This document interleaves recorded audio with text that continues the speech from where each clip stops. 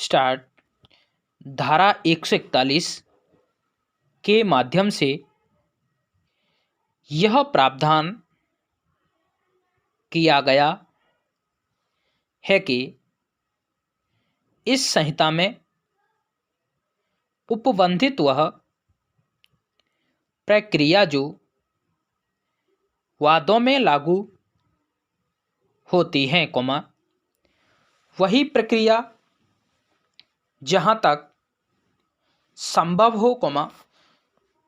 उन सभी दीवानी कार्यवाहियों में लागू हो जो किसी सिविल अधिकारिता वाले न्यायालय में चलती है, पूर्णविराम। लेकिन संहिता की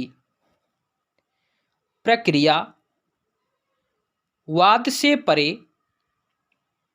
की दीवानी कार्यवाही में लागू करते समय न्यायालय उन कार्यवाहियों की प्रकृति और उसके माध्यम से मांगे गए अनुतोष पर भी विचार करेंगे और तभी उन प्रक्रियाओं को लागू करेंगे, पूर्णविराम। यह धारा निष्पादन की कार्यवाही में नहीं लागू होती है, पूर्णविराम। यह धारा निष्क्रांत संपत्ति प्रशासन अधिनियम 1950 के अधीन किसी भी अन्वेषण पर भी लागू नहीं होती है, परंतु यह धारा प्रोवेट प्राप्त करने की कार्यवाही हो या प्रशासन पत्र प्राप्त करने की कार्यवाही में लागू होती है, पूर्णविराम। माध्यस्थम अधिनियम 1940 के अधीन किसी न्यायालय में चल रही कार्यवाही पर भी यह धारा लागू होती है, पूर्णविराम। इसी प्रकार यह धारा कंपनी अधिनियम के अधीन कार्यवाही, संरक्षक और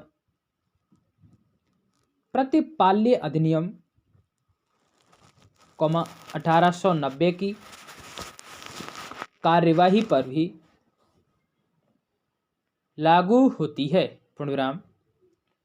आंध्र प्रदेश उच्च न्यायालय के अनुसार धारा 141 के प्रावधान आदेश 9, नियम 13 की कार्यवाहियों में लागू करने में कोई कठिनाई नहीं है। वहाँ भी धारा एक आवेदन ऐसे आवेदन के प्रत्यावर्तन के लिए दिया गया है, जो व्यतिक्रम के नाते खारिज वाद के प्रत्यावर्तन के लिए है, पूर्णविराम। पैरास्टार्ट। यदि माध्यस्थम पंचाट के निबंधनों के अनुसार एक पक्षीय डिक्री पारित की गई है और ऐसी डिक्री के निरस्त किए जाने का प्रश्न है, कोई कारण नहीं कि सिविल प्रक्रिया संहिता का आदेश 9 और नियम 13 ऐसी स्थिति में न लागू हो पूर्णविराम, लेकिन धारा 141 में दिए गए स्पष्टीकरण के अनुसार इस धारा में कार्यवाही शब्द के अंतर्गत संविधान के अनुच्छेद 226 के अधीन कार्यवाही नहीं आती है पूर्णविराम, परंतु ऐसे स्पष्टीकरण के कारण संयुक्त रिट याचिकाएं वर्जित नहीं है पूर्णविराम। ये सभी आदेश और सूचनाएं जिनकी तामील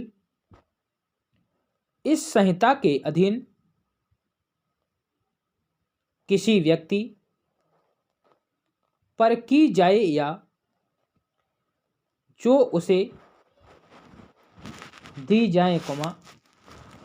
लिखित रूप में